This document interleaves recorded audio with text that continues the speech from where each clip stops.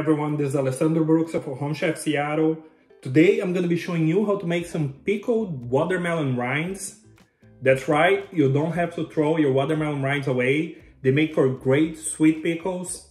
This makes for a great addition to salads. Here, for example, I have it with a melon and prosciutto salad with mozzarella cheese and arugula. And on this other dish, I have it with a watermelon salad with cucumber, olives, pomegranate, and feta cheese. And it's served with some lamb koftas. And today I'm gonna be serving it with an avocado toast that I'm gonna be showing you at the end of the video. I hope you enjoy it. Please don't forget to press the like button below, leave a comment. Let's get started. For this recipe, we're gonna be using a medium to large watermelon. First, cut off both ends so you have a flat surface. Then place the watermelon on its side and cut off the rind. A little bit of flesh left on the rind is no problem, but try not to leave too much. Enjoy your watermelon as you normally would. As you can see on the corner of the video, I have a customer patiently waiting for a piece. You don't have to do this, but I like to trim the angled ends of the rinds, just so I have strips of an even thickness. Having pieces that are of similar size and thickness will help them cook and pickle more evenly. Next, using a fruit peeler, remove the skin. Then, cut the rind into bite-sized pieces. You should have between 4 to 5 cups of rinds. Peel and slice a 1-inch piece of ginger. In a large pan, add the watermelon rinds, the sliced ginger, 1 stick of cinnamon, 6 cloves, 1.5 cups of water, and 1 cup of rice vinegar. You can also use apple cider vinegar. 3/4 of a cup of sugar, 4 teaspoons of salt, and 1 teaspoon of red pepper flakes.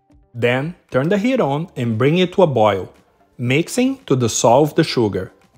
Once it comes to a boil, lower the heat and let it simmer for 5 to 8 minutes.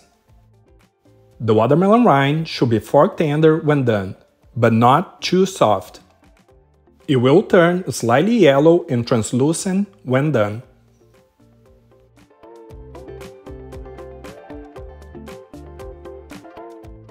Remove from the heat and transfer the rinds into a wide-mouthed mason jar. Also transfer the cinnamon stick, the ginger, and the cloves. Once packed with the watermelon rind, fill up the jar with the pickling juice. Then, cover it tightly and refrigerate for 3 to 4 days before eating. After 3 to 4 days pickling in the refrigerator, the watermelon rinds should be ready. They taste great on their own, but as I mentioned earlier, they also make for a great addition to salads. They can also be chopped small into a relish or chutney. Today, I'm gonna be serving it with an avocado toast, so I'm chopping it into smaller pieces.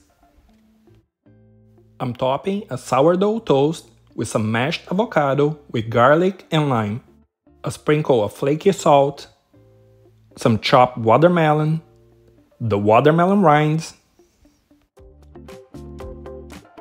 some sliced radishes, some sliced red onions, and topping it with some microgreens and a balsamic reduction. And it is time to eat. I hope you have enjoyed the video. Please don't forget to like it, leave a comment, and subscribe to the channel for more recipes to come. Thank you for watching.